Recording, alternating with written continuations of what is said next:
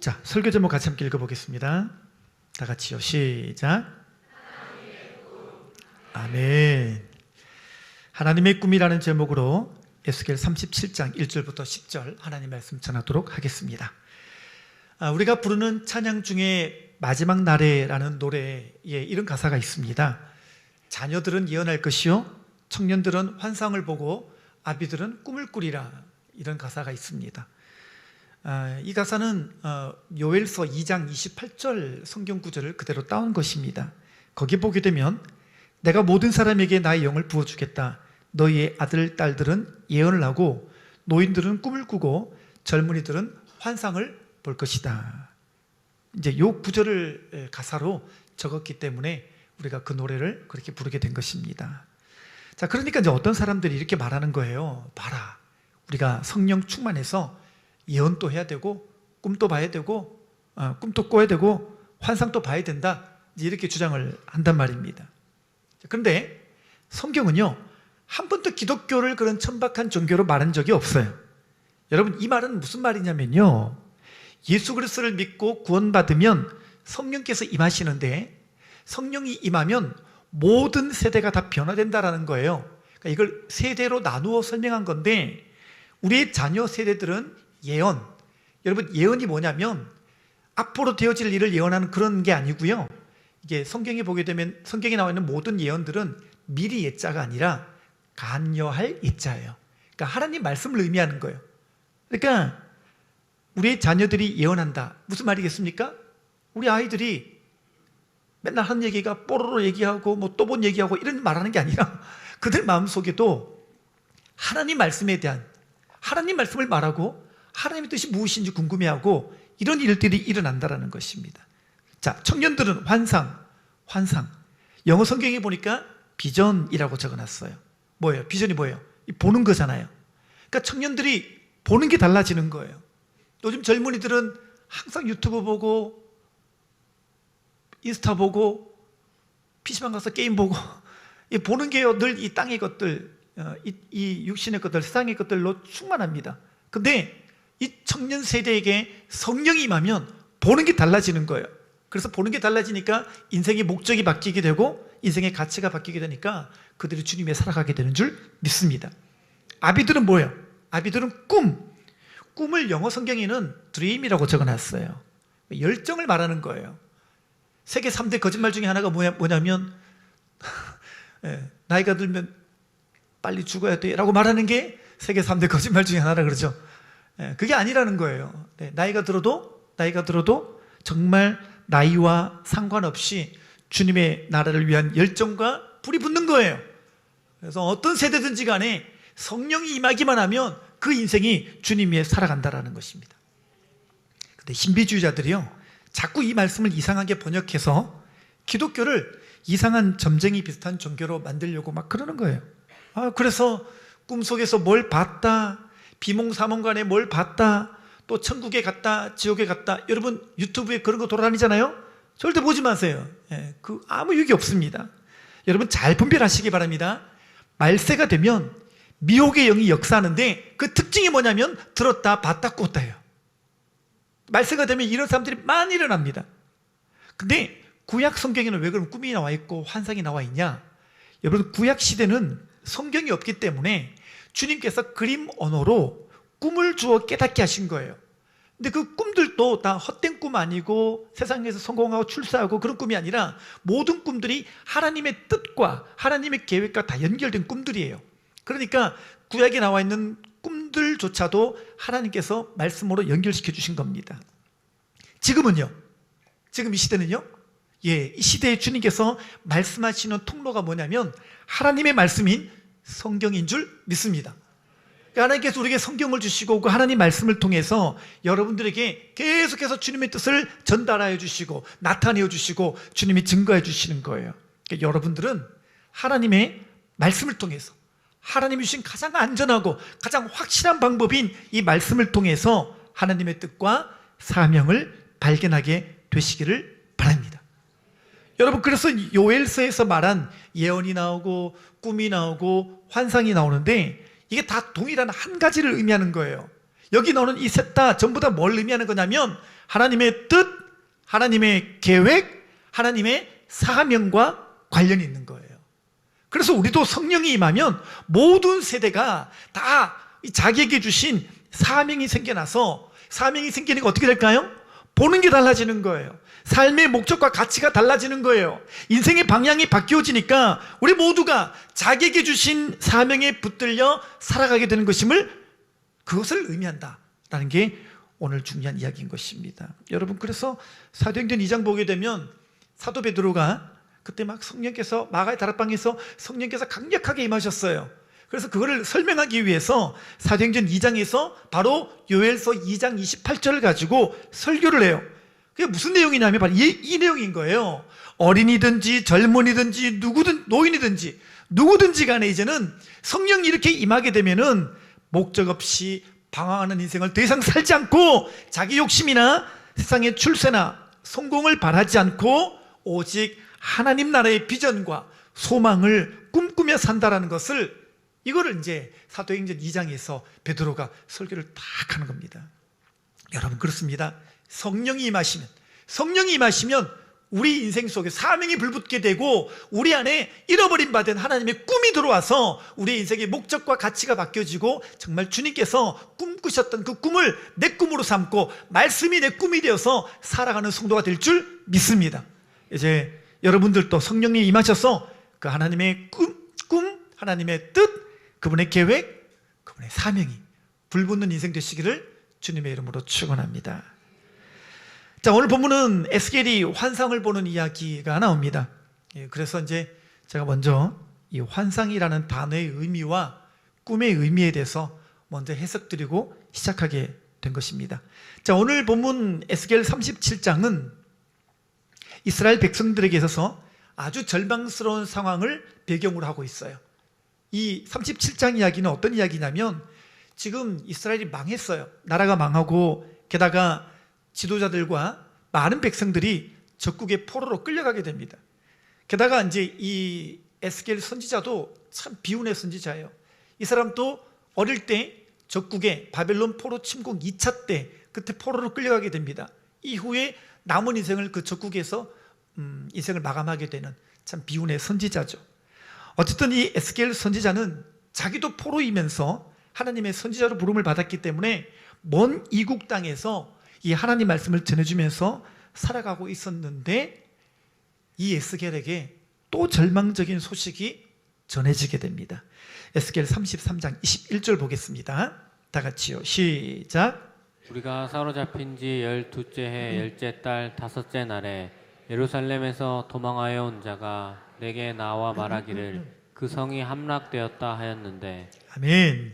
자, 여기 보니까 에스겔도 그 힘든 상황을 잘 견뎌왔었어요. 왜냐하면 어떻게든 돌아갈 소망은 있잖아요.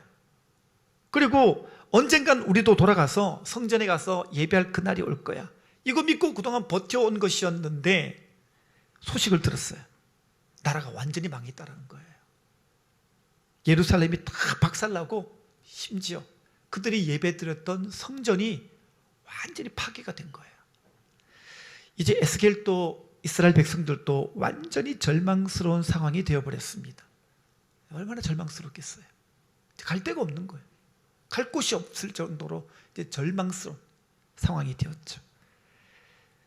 근데 이때 그 무엇으로도 형용할 수 없는 그 절망에 빠져있던 에스겔을 하나님이 찾아오십니다. 그리고 엄청난 환상을 보여주십니다. 자, 오늘 본문 37장 1절 2절 보겠습니다. 다 같이요. 시작. 여호와께서 권능으로 내게 임재하시고 그의 영으로 나를 데리고 가서 골짜기 가운데 두셨는데 거기 뼈가 가득하더라. 나를 그 뼈 사방으로 지나가게 하시기로 본즉 그 골짜기 지면에 뼈가 심이 많고 아주 말랐더라. 아멘. 자, 여기 보니까 하나님이 에스겔을 번쩍 들어다가 어떤 골짜기로 데리고 가셨다라고 성경은 적고 있습니다. 자, 그 골짜기에 딱 도착해서 보니까, 눈을 들어보니까 이 사방에 마른 뼈들이 가득한 거예요. 한두 개가 아니라 가득했다. 여기 보니까 뼈가 가득하더라 그랬습니다. 여기서 가득하더라라는 단어가 히브리 말로 말레라는 단어예요. 이 말레라는 단어는 뭐냐면 쌓여있다 이 말인 것이죠. 그러니까 이거는 공동묘지가 아닙니다. 공동묘지 가면은 나란히 이렇게 나란히 누워 있는 거지만 지금 이거는 가득히 쌓여 있는 상황을 말하는 거죠. 아마도 한때 무서운 전투가 벌어져서 이 전쟁 후에 시체를 치우지 않아서 그대로 방치된 채로 있다가 나중에 해골만 남아있던 아마 그런 상황이었을 것으로 봅니다. 자, 에스겔이 이런 아주 어마어마한 이런 광경 앞에 할 말을 잃고 그렇게 멍하니 서 있는데 이때 하나님이 에스겔에게 묻습니다. 자, 3절 보겠습니다. 다 같이요. 시작. 그가 내게 이르시되 인자야 이 뼈들이 능히 살 수 있겠느냐 하시기로 내가 대답하되 주 여호와여 주께서 아시나이다. 아멘. 여러분, 성경에는요 이제 하나님이 이렇게 질문하시는 대목이 종종 나와요. 하나님이 질문을 하시는데, 자, 하나님이 하시는 모든 질문은 공통점이 있어요. 이게 뭐냐면 항상 은혜를 주기 위한 의도에서 물어보는 경우가 많습니다. 예를 들면 우리가 그동안 야곱에 대한 이야기를 살펴봤습니다만 야곱에게도 뭐라고 질문하셨죠? 창세기 32장 27절 읽어볼까요? 시작. 그 사람이 그에게 이르되 내 이름이 무엇이냐? 그가 이르되 야곱이니이다. 자, 여기 보면 아시겠지만 하나님이 야곱을 몰라요? 야곱을 모르고 야곱이 누군지 몰라서 물었습니까? 아니죠. 이게 무슨 의미예요? 야곱에게 주실 은혜가 있기 때문에 먼저 그로 하여금 자신의 모습을 직면케 하신 후에 은혜를 주시는 거예요. 그래서 이 구절 다음에 야곱이라 하지 말고 이스라엘이라 하리라, 이렇게 그에게 놀라운 은혜를 베풀어 주시죠. 아담도 마찬가지입니다. 아담에게도 똑같은 질문을 하시는 대목이 창세기 3장 9절에 나옵니다. 같이 읽어볼게요. 시작. 여호와 하나님이 아담을 부르시며 그에게 이르시되 내가 어디 있느냐. 자, 여기도 하나님이 아담이 어딘지 몰라가지고 묻는 걸까요? 아니죠. 알지만 아담에게 주실 은혜가 있기 때문에 지금 하나님을 떠나간 영적 상태를 직면케 하시고 주실 은혜가 있으니까 돌아오라고, 그 의미에서 아담아 내가 어디 있느냐라고 질문하시는 거예요. 엘리야 마찬가지죠. 자, 열왕기상 19장 9절 보겠습니다. 시작. 엘리야가 그곳 굴에 들어가 거기서 머물더니 여호와의 말씀이 그에게 임하여 이르시되 엘리야야 내가 어찌하여 여기 있느냐. 아멘. 지금 엘리야가 번아웃이 됐어요. 지쳤어요. 그래가지고 쓰러져 있는데 하나님이 나타나서 엘리야에게 네가 지금 왜 여기 있느냐? 어찌 여기 있느냐? 여러분, 이것도 하나님이 엘리야 몰라서 이렇게 묻는 걸까요? 아니죠. 엘리야에게 주실 은혜가 있기 때문에 이렇게 물어보시고 질문하신 거예요. 자, 그 맥락에서 보시기 바랍니다. 지금 하나님께서 에스겔에게 질문을 주셨어요. 뭐라고 질문하셨죠? 인자야, 이 뼈들이 능히 살 수 있겠느냐? 이 뼈들이 능히 살 수 있겠느냐? 질문하십니다. 사실은 오늘 설교 제목을 이 뼈들이 능히 살 수 있을까요? 라고 하려다가 정형외과 세미나 같은 느낌이 들어서 뭔가 좀 안 와닿는 거예요. 그래서 제가 이 말씀 묵상하면서 이 뼈들이 능히 살 수 있느냐라는 문장을 계속 묵상하는데, 이 뼈들이 능히 살 수 있느냐, 이 뼈들이 능히 살리기를 원한다, 이 뼈들이 살았으면 좋겠다, 이 뼈들이 살기를 원한다. 이게 하나님의 꿈으로 보이면서 큰 감동이 밀려오더라고요. 그래서 오늘 설교 제목이 하나님의 꿈이에요. 여러분, 지금 우리가 수련회를 통해서 창세기 말씀을 통해서 야곱의 삶에 대한 이야기를 쭉 살펴봤습니다. 그리고 복음을 들으면서 여러분, 우리는 이 많은 말씀을 들으면서 우리 마음 가운데 놀라운 진리 하나 발견하게 됐죠. 인생에서 최고의 가치 있는 게 뭐겠습니까? 복음이에요. 복음이 우리 인생 가운데 가장 가치 있는 것인 줄 믿습니다. 여러분, 이 복음이 뭐예요? 하나님께서 그 아들 독생자 예수 그리스도를 이 땅에 보내기까지 아낌없는 사랑을 우리에게 부어주셨는데, 여러분, 이 이야기가 동화책 이야기 중에 내용이라고 해도 감동이 없을 수가 없잖아요. 그냥 픽션 중에 하나라고 봐도 영화 내용이 그냥 누가 지어낸 이야기라고 해도 여러분 우리 마음이 찡하지 않을 수가 없는데 이 이야기가 실제로 2000년 전에 있었던 이야기라는 거예요. 이 땅에 하나님의 아들 독생자 예수 그리스도께서 이 땅에 오셔서 우리 위해서 우리 죄를 대신 지시고 십자가에서 물과 피를 다 흘리시고 그 몸을 찢기심으로 그 목숨을 내어주시고 3일 만에 부활하심으로 말미암아 우리의 죄를 다 대속해 주셨던 그 이야기. 평생 멸망으로 갈 수밖에 없었던 그 운명에 처할 수밖에 없던 우리가 이제는 그 저주받은 인생의 모든 인생의 결과가 뒤바뀌어 버린 거예요. 예수 그리스도를 믿음으로 말미암아 그 복음으로 말미암아 내 인생이 바뀌고 내 인생이 새로워지게 되어서 여러분 이제 우리가 우리 인생이 영원한 생명을 얻게 되었다는 것 믿으십니까? 이게 복음인 줄 믿습니다. 근데요 이 복을 나만 알고 나만 천국 가면 된다라는 그런 마음으로 여러분이 여기 그냥 가만히 앉아 계시면 안 된다라는 거예요. 어떻게 됩니까? 이 복음이 정말 내 안에 실제가 되었다면, 이 복음이 진짜로 여러분에게 믿어진다면 어떻게 해요? 여러분 여전히 이 땅에 우리가 사랑하는 가족들, 우리가 사랑하는 남편과 아내와 자식들과 또 내가 기도하고 있는 그 영혼들이 어떻게 하면 동일하게 이 복음 듣고 저들도 살아나게 할 것인가? 이게 여러분 마음속에 큰 갈증이 돼야 되고요. 이게 애타는 마음이 되어야 되는 것입니다. 어떻게 하면 저들을 그 영원한 멸망의 길에서 돌아서게 할 것인가? 이게 여러분 마음속에 유난하게 느껴지는 고통이 되고 이게 아픔이 될 줄 믿습니다. 통증처럼 느껴져야 된다는 거예요. 그래서 매월 마지막 주는 복음을 전하는 주간입니다. 지금 마지막 주간입니다. 달력 잘 보시면 지금이 마지막 주간입니다. 여러분 지금 여러분들이 하나님께서 마음을 주고 계신 멸망으로 가고 있는 그 영혼들, 그 명단들, 그 떠올려주는 그 이름들 여러분께서 적어서 함께 기도하는 일에 동참해 주시기를 바랍니다. 계속 우리가 함께 기도하니까 여러분 마음을 모아주시고 하나님의 심정으로 복음을 전하는 일을 계속 감당해 주시기를 바랍니다.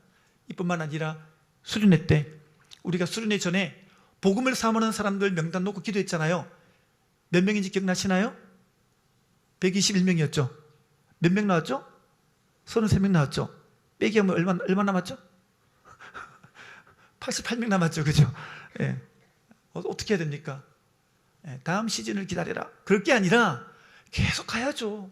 계속 명단 올려놓고 계속 기도하면서 어쨌든 그 인생의 결말이 천국이 될 수 있도록 우리가 간절하게 기도해야 될 줄 믿습니다. 근데 문제는 뭐냐면요. 우리가 이렇게 사명 갖고 복음 들고 나가보면요. 사람이란 게 그렇게 안 바뀔 수가 없어요. 사람 진짜 안 바뀌죠. 여러분 사람이 변할까요? 안 변할까요? 안 변해요. 사람은 안 변하는 존재입니다. 세월이 지나가면 나이가 먹으면 교육을 잘 받으면 변할까? 안 변합니다. 사람은 죽을 때까지 안 변합니다. 왜요? 태어날 때부터 죄인으로 태어났기 때문에 죄인의 속성을 그대로 안고 있는데 이 죄는 독생자 아들 예수 그리스도를 믿는 한은 없어지지 않기 때문에 해결이 안 되기 때문에 그 죄는 죽을 때까지 그대로 있는 거예요. 사람은 안 변해요. 그래서 변하는 건 어떻게 되는 걸까요? 하나님의 은혜가 임하면 변합니다. 하나님의 은혜 없이는 사람은 안 변하는 거예요. 오늘 여러분들 여기 왜 앉아 있나요? 하나님의 은혜가 임해서 앉아 있는 거예요. 원래 여러분들 여기 앉아 있을 사람들이 아니셔요. 다 자기 발 흔들면서 저 산 가가지고 나도 한 가닥 하겠다 하고 할 사람들이 여기 앉아 있는 것 자체가 기적입니다. 여러분을 보면 참 기적으로 느껴집니다. 따라서 하겠습니다. 내가 기적이다. 우리가 기적 같은 존재들이에요. 여러분 이 좋은 날 밖에 안 나가고 여기 왜 계십니까? 하나님의 은혜가 임하니까 하나님의 은혜로 우리가 이게 앉아 있는 거예요. 근데요 우리만 이 은혜를 간직하고 우리에게만 일어난 이 기적을 우리끼리만 찬양하고 예배하고 나가면 사라지면 안 되는 거예요. 이거 전해져야 됩니다. 증거해야 됩니다. 근데 전해도 그쵸? 안 변하죠. 옛날에 내 모습 보는 것 같잖아요. 그죠? 사람은 복음을 증거해도 안 듣습니다. 마음을 안 엽니다. 네, 정말 복음 전하려고 먹을 거 싸들고 가면은 문을 안 열어줍니다. 만나주지를 않아요. 참 안 변하죠. 제가 수련회 전후에 수련회 주간 전후에 토요일마다 제가 청년들에게 복음을 제가 2번이나 전했습니다. 제가 복음을 이번에는 정말 좀 센 걸 전했어요. 야, 얘네들 세다. 좋아. 내가 더 센 복음을 가지고 전하리라. 정말 제가 이번에 복음의 말씀을 좀 정말 리얼한 복음으로 준비해서 갔는데 제가 복음을 전할 때마다 저의 시선과 눈이 어딜 향해 있겠습니까? 들어도 변하지 않는 우리 청년들 향해서 제가 애타는 마음으로, 두 번째 증가할 때는 제가 얼마나 울었는지 몰라요. 그죠? 청년들 기억나시죠? 복음을 전하면 제가 울면서 그냥 제발 좀 들어라. 이 복음이 이런 거야 라고 울면서 전하기도 했었어요.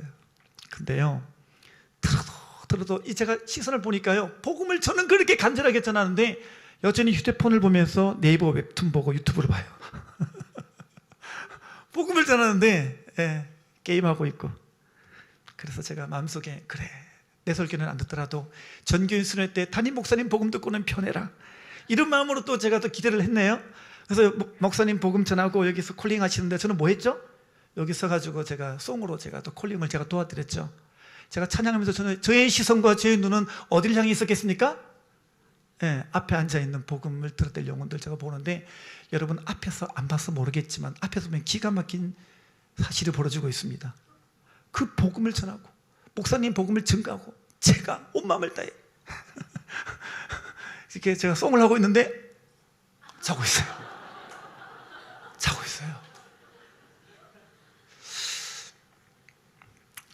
수련회가 지났습니다.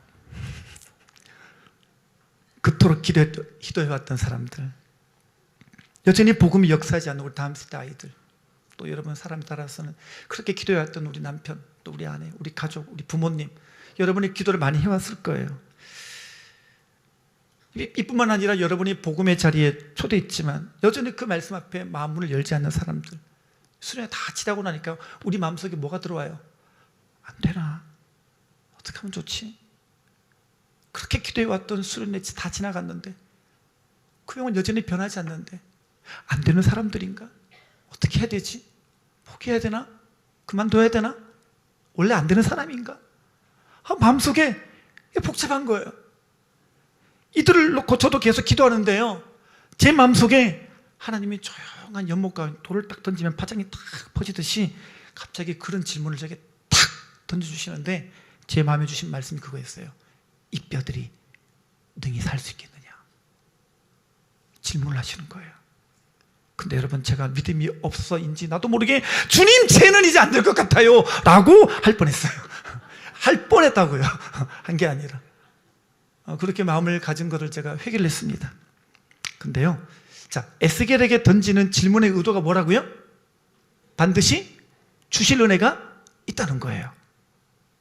여러분, 그러니까 아직도 우리가 기도하고 있는 그 영혼, 남편과 가족들과 우리 아이들이 정말 살 수 있겠느냐라는 질문에는요, 어떤 마음이 있는 거예요? 주님의 마음이. 아직도 내가 포기하지 않았으니까 너도 그 믿음으로 계속 기도할 수 있겠느냐라는 주님의 간절한 질문인 거예요. 아멘이시죠? 11절 보겠습니다. 11절 말씀 같이 읽어볼까요? 시작. 또 내게 이르시되, 인자야, 이 뼈들은 이스라엘 온 족속이라.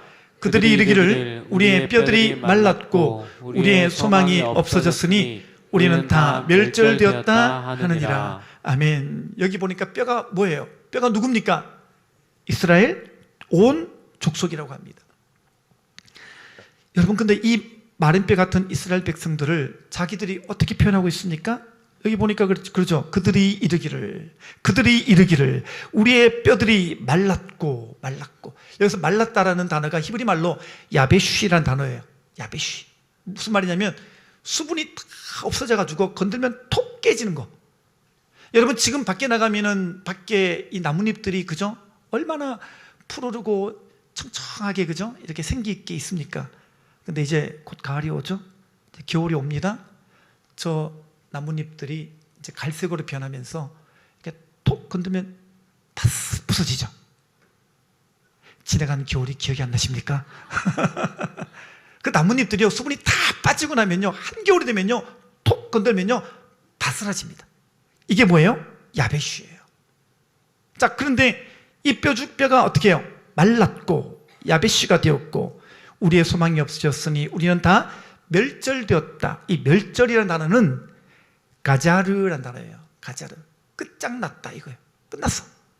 더 볼 것도 없어. 끝이다. 이 말인 겁니다. 자, 그러니까 이스라엘 백성들이 자기들을 일컬어서 뭐라고 지금 표현하는 거예요? 우리는 이제 야베쉬같이 마른 뼈이고 가자르같이 끝장난 뼈 같아서 이제는 안 된다라는 거예요. 이제는 소망이 없다라는 거예요. 근데 자기들이 그런 뼈 같다고 말하는 그 단어를 이용해서 하나님이 역설적으로 이 마른 뼈, 이 야베시 같고 이 가자르 같은 뼈가 능히 살 수 있겠느냐라고 오히려 묻고 계시는 거예요.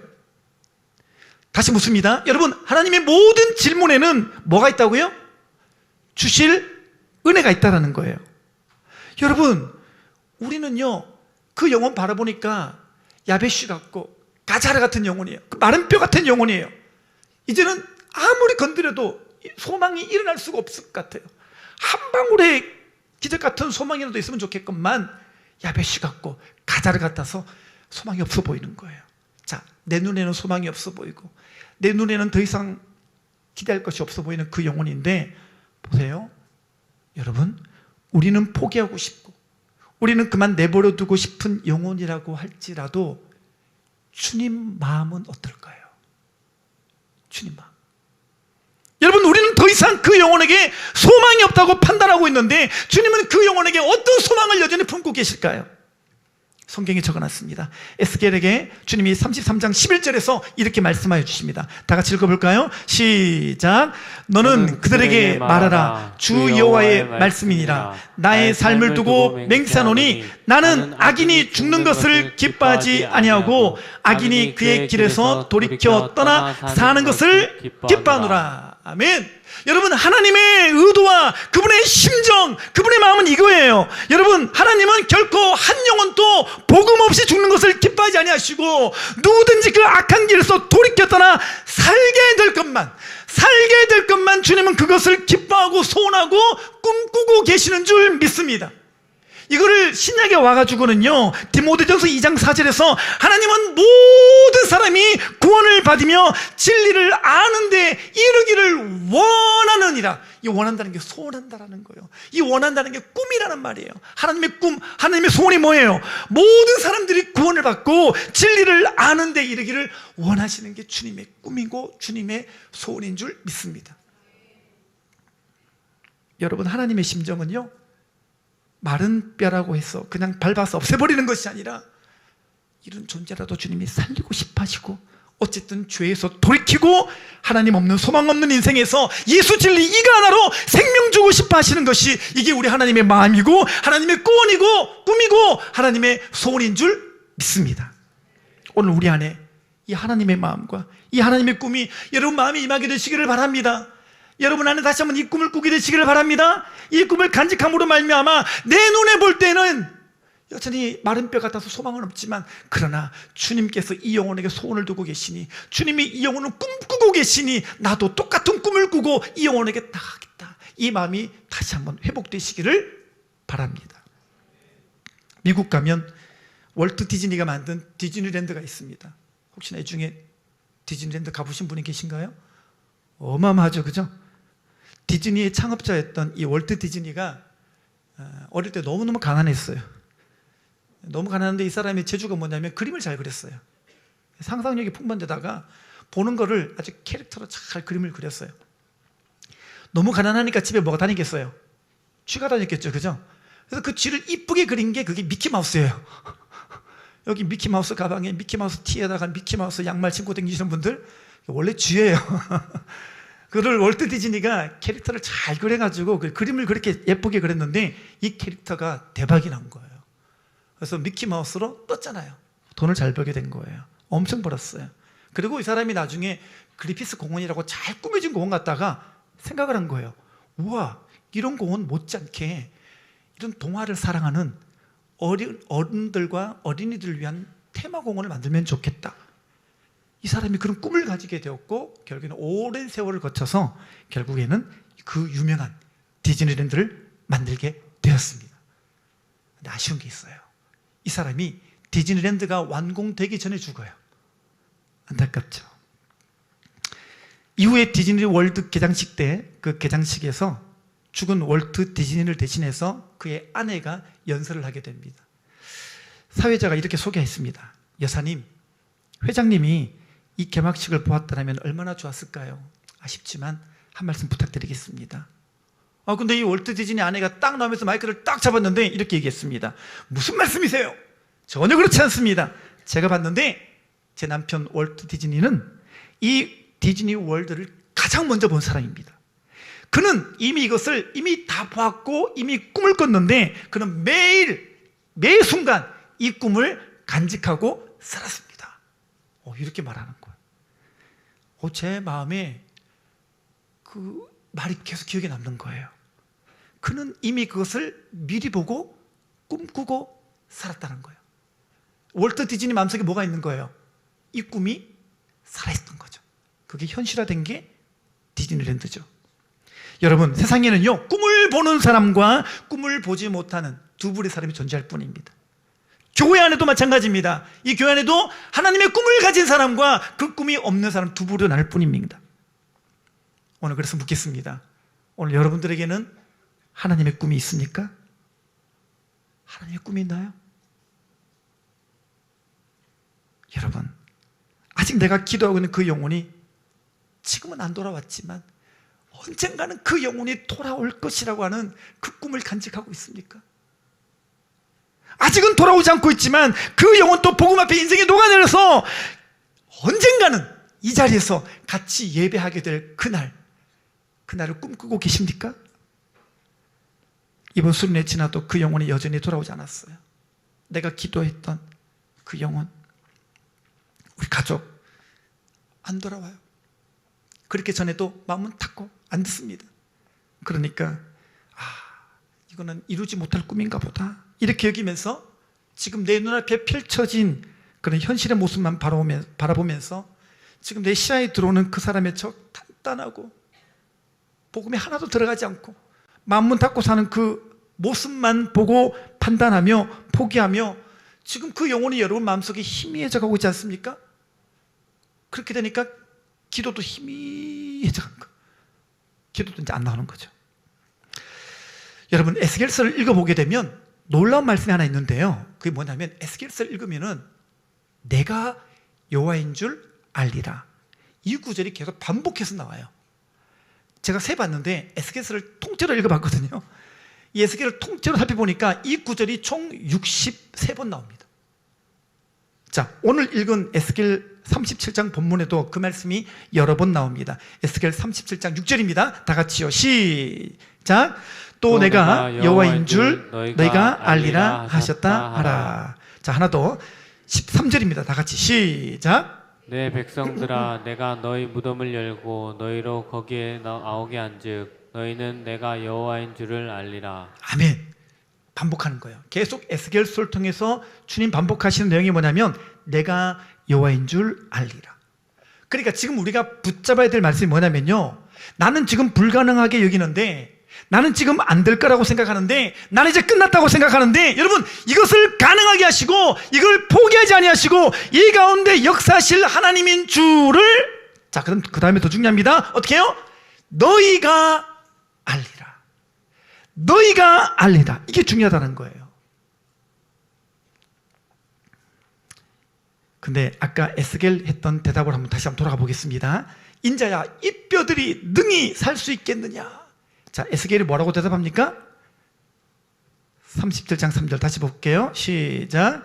그가 내게 이르시되 인자야, 이 뼈들이 능히 살 수 있겠느냐 하시기로 내가 대답하되 주 여호와여, 주께서 아시나이다. 여러분 보세요. 에스겔이 하나님께서 이 뼈가 살 수 있겠느냐라고 물으니까 살 수 있다고 말합니까? 없다고 말합니까?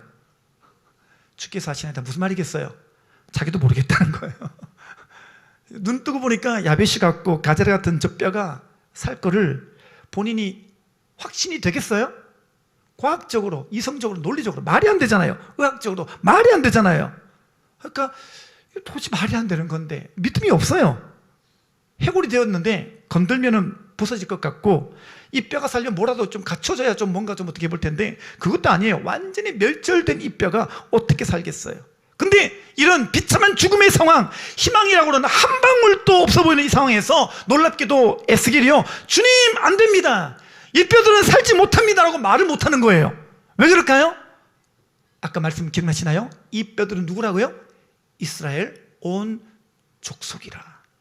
이 족속이라는 단어가요, 원어에 보게 되면 가족, 혈육 이렇게 적어놨어요. 그러니까 생각해 보세요. 지금 이 에스겔 마음속에 이들이 보니까 마른 뼈 같은 거예요. 건들면 부서지고 멸절되어 완전히 없어질 것 같이 소망이 하나도 없는데, 이들은 안 됩니다라고 말하기에는 너무 사랑하는 가족들이야. 안 됩니다고 말하기에는 너무나도 그동안 기도해왔던, 내 마음속에 안타까운 마음이 점에 들어있는 영혼들이에요. 그러니까 안 된다고 말은 못하는 거예요. 오늘 우리가 그렇죠?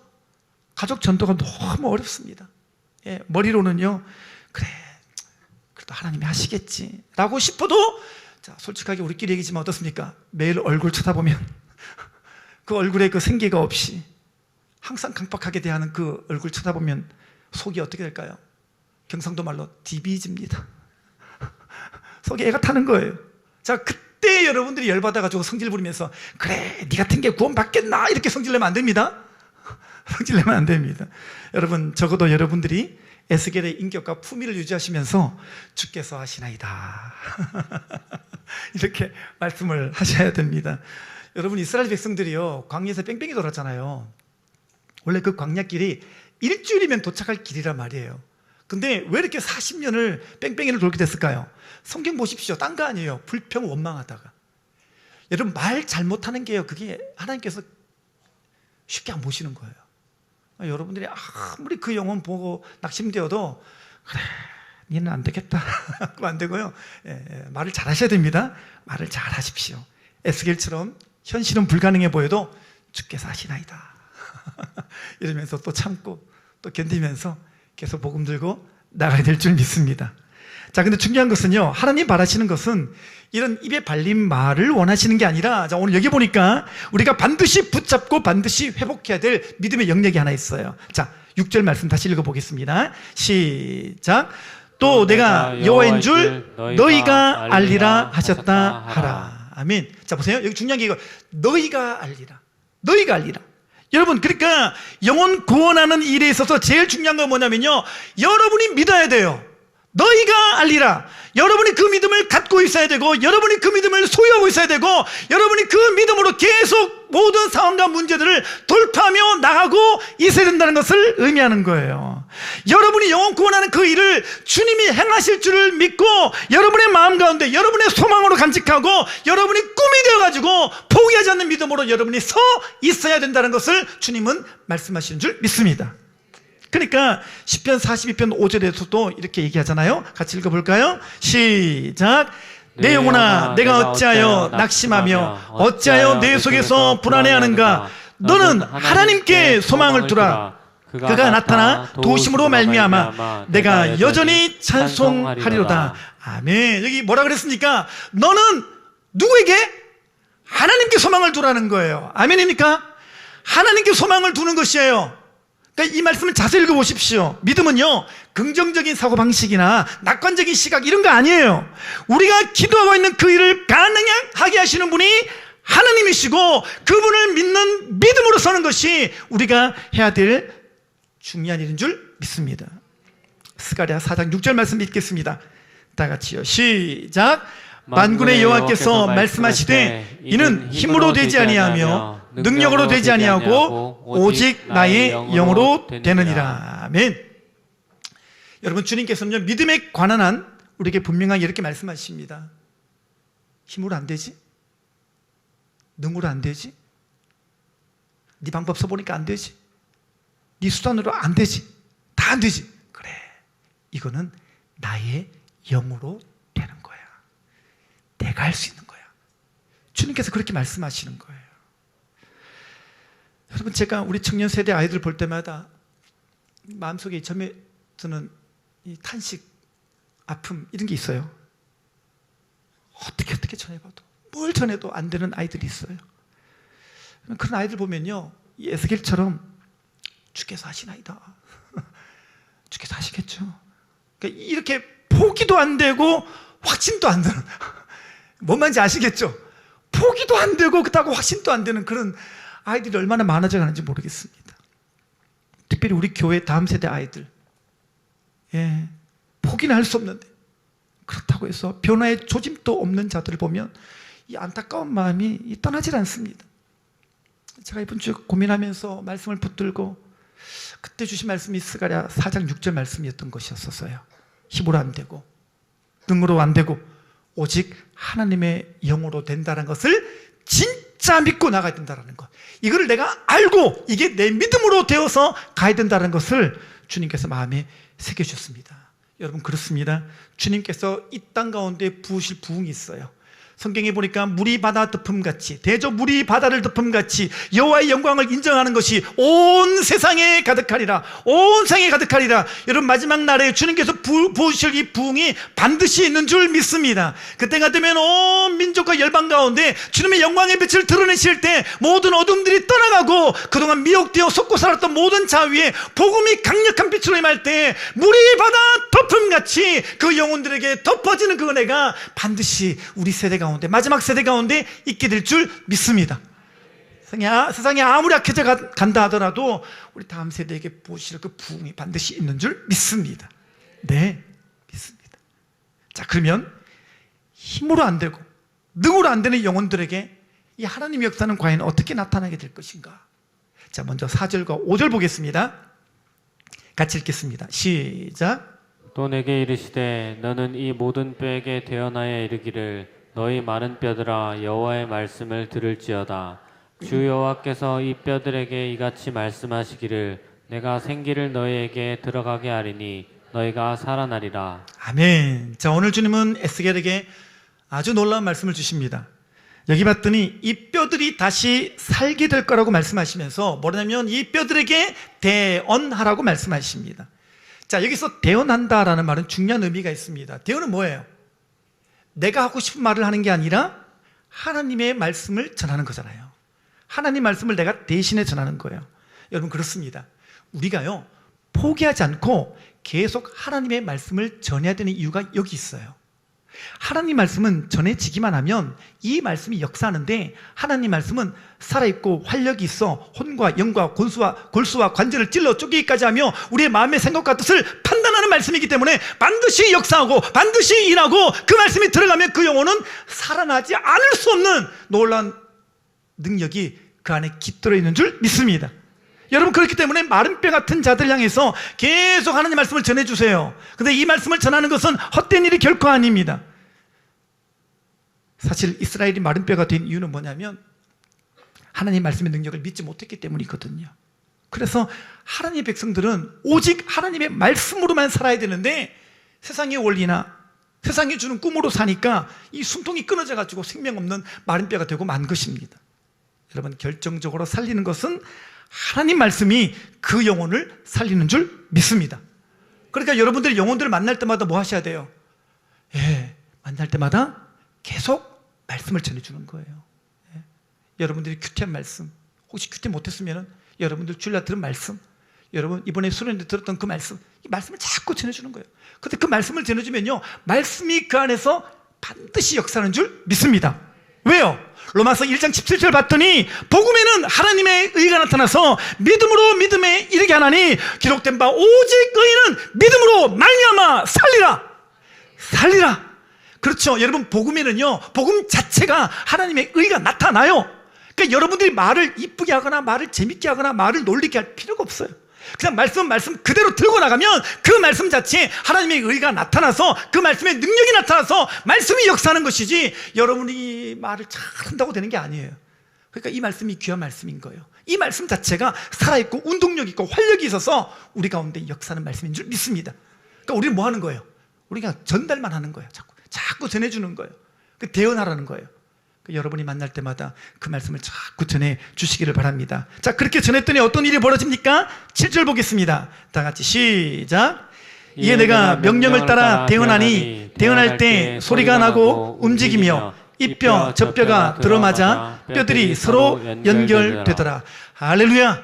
여기 봤더니 하나님 말씀을 전했더니 놀라운 일이 일어나기를 시작합니다. 지금 불가능한 일이 벌어지고 있어요. 뭐예요? 죽어서 지금 뼈만 남은 그곳에 지금 뼈가요, 뼈끼리 이게 따글따글 소리 내면서 자기 뼈를 찾아가네요. 뼈도 이게 집 뼈인지 남의 뼈인지 알아요. 막 찾아갑니다. 그리고 8절 보면요, 그 위에 힘줄이 붙고 그 다음에 살이 붙고 그 위에 가죽이 덮이기 시작합니다. 여러분 잘 보세요. 지금 이 성경 본문 말씀이 6절과 7절과 8절을 가만히 보면요, 그냥 뼈가 사람이 되었다 이렇게 쉽게 설명하는 게 아니라 6절과 7절과 8절을 나누어서 이 뼈가 어떻게 사람이 되는지를 과정을 자세히 설명하며 과정과 과정을 나누어서 뼈가, 힘줄이, 살이, 가죽이 순차적으로 붙어나가는 것을 자세히 설명하고 있습니다. 왜 그럴까요? 여러분, 왜냐하면 하나님 말씀을 전하면요, 이 죽음바 된 사람들이 금방 순식간에 살아나는 것은 아니지만 서서히 과정과 과정을 거쳐가면서 회복하고 있는 중인 것을 우리에게 보여주는 거예요. 아멘입니까? 여기에 귀한 영적 교훈이 있습니다. 우리가요, 하나님 말씀으로 한 사람을 세우잖아요. 그럼 우리 마음속에는 이 한국 문화는 늘 빨리빨리 문화잖아요. 빨리빨리 변화되고 빨리빨리 구원받고 빨리빨리 그냥 목자되고, 그냥 우리는 결과주의가 되게 익숙해요. 뭐든지 간에 그냥 단판에 승부를 봐야 된다라는, 삼세판도 없어. 단판에 그냥 어쨌든 구원받고 단판에 그냥 목자급으로 신앙이 서기를 원하는데, 여러분 그렇지 않다라는 거예요. 한 사람을 말씀에 딱 세우는데요, 여러분 하루 만에 당장 눈앞에 그 사람이 순식간에 변화되는 그런 현상은 흔하지가 않습니다. 오히려 순식간에 변한 사람은 또 수상해요. 왜냐하면 순식간에 또 타락하니까. 오히려 과정을 밟아나가야 돼요. 천천히 천천히. 여러분 중요한 건 뭐냐면, 여러분 하나님의 말씀이 임하면 우리 눈에 보이진 않지만 말씀이 계속 들어가잖아요. 말씀을 계속 부어주잖아요. 그러면 우리도 모르게 구원의 역사가 단계적으로 하나씩 하나씩 과정 가운데 진행되고 있는 중임을 믿으시기를 바랍니다. 이게 중요한 영적인 교훈이 되는 거예요. 여러분 말씀 앞에서 우리 인생의 문제도 똑같은 거예요. 똑같은 원리가 적용됩니다. 여러분이 어떤 문제가 있어요. 어떤 여러분이 넘지 못할 큰 시험이 있어요. 자, 근데 말씀을 받았어요. 그리고 딱 보니까 어때요? 집에 가니까 그 문제가 해결됐나요? 똑같단 말이에요. 에이구, 말씀대로 소용이 없네. 에이구, 믿어봐도 소용이 없네. 그게 아니라는 거예요. 우리의 질문을 바꾸셔야 돼요.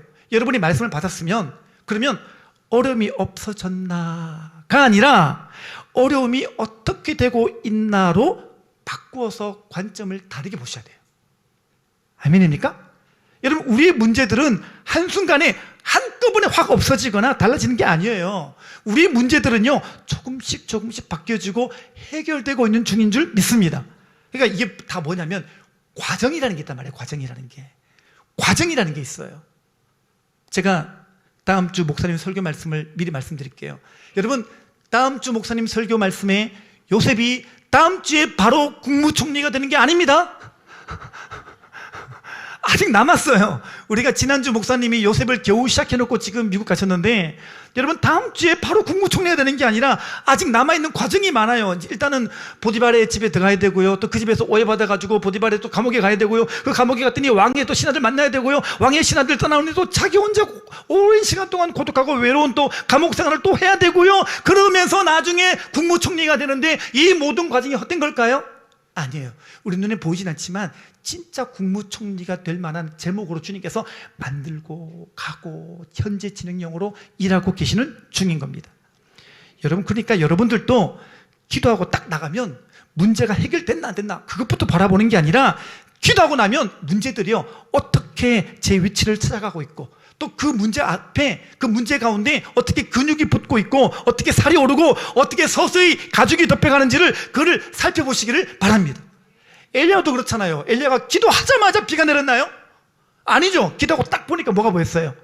손바닥만한 조각구름 보였다고 그랬잖아요. 근데 그거를 응답으로 여기고 그거 붙들고 기도했더니 나중에 비가 내리잖아요. 우리는 기도하고 나면 딱 눈 뜨면 이미 우리는 그냥 비가 내려가지고 이만큼 차기를 오래요. 얼마나 빨리빨리를 좋아하는 민족인지 모릅니다. 응답이 그렇게 와야 속 시원하고 그게 진짜 응답이라고 믿으시는데, 여러분 성경을 가만히 보십시오. 하나님은 과정을 밟아가십니다. 우리 눈에 보이진 않지만 우리의 문제들에 뼈가 들어맞아 가게 하시고 그 가운데 힘줄이 오르게 하시고 살이 오르게 하시고 가죽을 덮어가는 과정을 천천히 밟아가면서 우리 안에 진짜 하나님의 사람이 되게 하시는 역사를 우리도 모르게 주님은 탄탄하게 하나씩 진행하고 계신 우리 하나님이신 줄을 믿으시기를 바랍니다. 남편을 위해서 기도하는데 10년 넘게 기도했는데 이제 서서히 교회만 한두 번 와줘요. 나 앉아있는 거 보니까 딱 보니까 말씀 시간 졸고 있어. 그러면 여러분이 또 마음속에 낙심이 들어옵니다. 시험이 막 됩니다. 자냐? 왜 자냐? 그렇게 하시면 안 되고요. 다 자도 듣고 있습니다. 자도 듣고 있으니까 그렇게 생각하지 마시고 조금씩 그 영혼 가운데 뼈가 붙고 힘줄이 붙고 근육이 붙고 살이 붙고 있는 과정 중에 있다고 여기게 되시기를 바랍니다. 우리는요 과정 다 빼놓고 저 인간 빨리 구원받아가지고 빨리 목자급 돼가지고 그래야 속이 시원할 것 같은데, 여러분 한 영혼이 변하는 과정은 다 하나하나 지는 과정을 다 밟아가는 그 과정이 있다는 것을 꼭 기억하시고, 모든 사람들은요 결국에는 원석 같은 그 영혼 캐다가 주님께 다듬어 가시면서 결국에는 보석처럼 바꾸어 가실 줄 믿습니다. 자, 그런데 오늘 본문에 제일 중요한 말씀이 8절에 나옵니다. 8절 같이 읽겠습니다. 시작. 내가 또 보니 그 뼈에 힘줄이 생기고 살이 오르며 그 위에 가죽이 덮이나 그 속에 생기는 없더라. 아멘. 자, 여기 보니까 중요한 이야기가 나옵니다. 여러분 지금 그 마른 뼈에게 대응을 딱 했더니 이게 뼈가 들어맞아가지고 힘줄이 생기고 살이 오르고 가죽이 덮였어요. 이것만 해도 어마무시한 사건 아닙니까? 그죠? 근데 여기 중요한 걸 하나 지적합니다. 다 그렇게 갖춰가는데, 그렇게 참 사람처럼 되었는데 그 안에 뭐가 없다고요? 생기가 없다고 말합니다. 모양은 갖추었는데, 형태는 갖추었는데 그 안에 생기가 없다고 말하고 있어요. 여기서 나오는 생기라는 단어가 히브리어로 루아흐예요. 이게 단어적인 의미로는 숨, 호흡, 생기, 바람 이렇게 번역되지만, 모든 신학자들이 공통적으로 이 단어의 중요한 의미로 꼽고 있는 게 뭐냐면 이거는 성령을 의미하는 걸로 봅니다. 그러니까 여러분, 성령께서 우리 안에 생기로 들어오시는 것을 늘 갈망하십시오. 생기가 들어오면은 결국에는 생명의 근원 되시는 성령께서 역사하실 때 그 안에 정말 생명력이 들어가 역사하게 되는 거예요. 그러니까 여러분이 계속해서 인내하시면서 자리만 왔다 갔다 하는 사람이라 하더라도 주여 생기가 들어가게 하여 주옵소서, 주여 우리 목장에도 생기가 들어오게 하여 주옵소서, 변화되지 않는 그 영혼에게 생기가 들어가게 하여 주옵소서. 아멘 할 때가 찰까요? 생기가 들을 줄 믿습니다. 자, 그런데 이 성령이 생기로 들어오면 어떤 일이 벌어지는가에 대해서 아주 그 중요한 설명이 그 다음 구절에 나옵니다. 10절 보겠습니다. 이 구절과 짝으로 같이 봐야 되거든요. 10절 보겠습니다. 시작. 이에 내가 그 명령대로 대언하였더니 생기가 그들에게 들어가매 그들이 곧 살아나서 일어나 서는데 극히 큰 군대더라. 아멘. 자, 여기 보세요. 생기가 들어가니까 마른 뼈가 뭐가 됩니까? 지극히 큰 군대가 됐다고 적어놨어요. 여러분 보세요. 뼈가 사람이 되었다. 얘도 우와 할 만하잖아요. 뼈가 백성이 되었다. 우와 할 만한데 여긴 중요한 단어를 적었어요. 뼈가 뭐가 된다고요? 군대가 되었다라는 거예요. 여러분 군대는 뭐예요? 군대는 사명을 가진 사람들이죠. 군대는 목적을 가진 사람들이잖아요. 그러니까 오늘 본문 이야기에서 중요한 것은 뭐냐면 하나님께서 마른 뼈를 사람 되겠다 이거 아니에요. 하나님께서 이 죽은 자에게 그냥 생명 줬다, 그게 중요한 교훈의 다가 아니라는 거예요. 여러분, 하나님은 그저 우리가 일생을 사는 자로 그 존재로만 회복시키는 게 다가 아니라 모든 사람에게 하나님의 꿈이 생기로 들어가서 사명을 가진 자로 회복시키는 일을 하신다. 이게 에스겔 37장에서 우리에게 주고 싶어 하시는 주님의 교훈인 줄 믿습니다. 여러분, 이 말씀은 너무너무 중요한 교훈이 의미가 있어요. 다름 아니라 우리가 회복되어야 될 것은 우리의 사명까지 살아나야 그게 진짜 산다라는 거예요. 여러분, 사명이 살아있는 사람이 진짜 사는 사람이에요. 아멘입니까? 이까지가 주님이 말씀하시는 완전한 회복입니다. 오늘 우리가 또 오늘 우리 교회가 구원받았으니까 됐다, 아이고 구원받았네 축하합니다 할렐루야 이러고 끝날 게 아니라는 거예요. 우리가 기도했던 사람이 구원받았고 이제 교회 나오게 됐다, 아이고 이제 됐다, 여기까지가 아니라는 거예요. 여러분, 구원받은 사람이나 우리나 모두가 회복할 게 있어요. 또 회복할 게, 그게 뭐냐면 사명이에요. 여러분, 구원이 최종 목적이 아닙니다. 여러분의 인생 가운데 구원이 최종 목적이면 구원받은 그날 주님이 여러분들을 불러가셔야 돼요. 그죠? 구원이 최종 목적이니까. 근데 구원이 최종 목적이 아닌 이유가 뭐냐면 다 이게 살아계시잖아요. 왜 그럴까요? 그렇죠. 구원 이후에 우리가 받은 구원을 가지고 해야 될 사명이 있다라는 거예요. 그러니까 사명 때문에 주님께서 우리를 지금 여기 두신 줄 믿으시기를 바랍니다. 마찬가지입니다. 여러분, 지금 여기까지가 아니에요. 우리 구원 받았기 때문에 우리끼리 예배드리고 우리끼리만 그냥 이렇게 교제하다가 사라지면은 이게 교회의 목적이 아니라는 거예요. 주님이 바라시는 것은 뭐냐면 우리가 사명이 회복되어서 군대처럼 일어나서 이 복음을 전해서 이 지역과 포항 땅과 아니 이 나라와 온 민족과 모든 나라가 주님 복음 듣게 하는 이 일에 우리가 헌신해야 될 줄 믿습니다. 군대는 부르심이 있어요. 군대는 사명이 있고 군대는 목적이 있어요. 여러분, 하나님이 우리를 구원하시고 교회라는 군대를 삼아주셨어요. 그렇다면 교회는 이제 군대가 되어가지고 군함을 타고 잃어버린 영혼 건지러 나가야 되는 겁니다. 근데 교회가 유람선이 돼가지고요, 우리끼리 모이고 즐기고 우리끼리 예배하고 사라지면요, 존재의 의미가 없는 겁니다. 교회의 존재 목적은 사명이에요. 여러분들을 구원하신 목적은 사명이에요. 내 삶을, 내 인생을 인생되게 하는 것은 뭐예요? 사명이에요. 이 사명이 뭐예요? 하나님의 꿈인 거예요.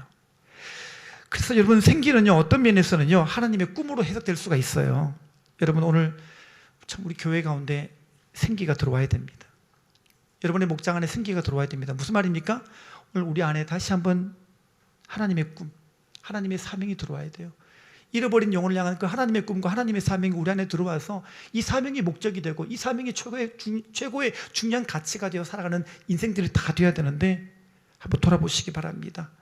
우리가 꿈을 잃어버린 사람이 되진 않았는지, 우리가 꿈을 잃어버린 교회가 되진 않았는지, 진짜 꿈이 있는데 가짜 꿈, 무의미한 꿈, 세상이 주는 꿈을 꾸면서 구원받고도 꿈이 없는 자로 그렇게 뼈와 힘줄과 살과 거죽이 덮여 살게 되었지만 정작 우리 안에는 생기가 없어서, 사명이 없어서, 하나님의 꿈이 없어가지고 그렇게 마른 뼈처럼 말라가고 죽어가는 영혼이 있다면, 여러분, 오늘 이 예배 이후로, 이 시간 이후로 여러분 안에 주님의 생기가 들어오고 사명이 다시 한번 들어오고 여러분 안에 하나님의 꿈이 들어와서 여러분 안에 다시 한번 인생의 본질적인 목적과 여러분의 인생의 가치가 회복되는 은혜가 있게 되시기를 바랍니다.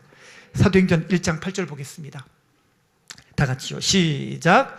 오직 성령이 너에게 임하시면 너희가 권능을 받고 예루살렘과 온 유대와 사마리아와 땅끝까지 이르러 내 증인이 되리라 하시니라. 아멘. 루아흐, 생기, 성령. 여러분, 이 성령님이 임하시면 어떤 일이 일어납니까? 네, 성령님을 왜 주셨습니까? 여기 봤더니 복음 전하라고, 증인되라고 우리 안에 가시는 분이 성령님이셔요. 여러분, 성령님을 오해하시면 안 됩니다. 이상한 꿈만 꾸게 하시고 신령한 척 만들어가지고 그래 교회를 나누이고 미혹해가지고 너도 나도 다 마른 뼈 되게 만들고 그러면 안 되고요. 이 성령의 생기가 우리 안에 들어오게 되면, 성령이 들어오게 되면 다시 사명의 자리로 나아가 주님의 증인되게 하는 삶, 이것을 우리가 꿈꾸고 이것을 우리가 사명 삼고 이것을 우리 인생의 목적과 가치로 삼아야 될 줄 믿습니다. 오늘부터 여러분이 선포하십시오. 이 생기가 들어오도록, 여러분의 목장 안에 생기가 들어오도록 선포하십시오. 여러분 각각 개인의 심령 가운데 나는 분명히 뼈도 근육도 힘줄도 살도 가죽도 덮여있지만 뭔가 내 안에 사명이 없다. 그게 마른 뼈예요. 그런 내 심령 가운데 주님의 생기가, 사명이 다시 불붙고 하나님의 꿈을 꾸는 자가 되기를 여러분이 사모하십시오. 그리고 여러분의 생기야 들어오라고 선포하시면서 이제 우리의 남은 인생을, 가장 가치 있는 인생을 주님 위해서 그렇게 살아가게 되시기를 주님의 이름으로 축원합니다. 기도하겠습니다.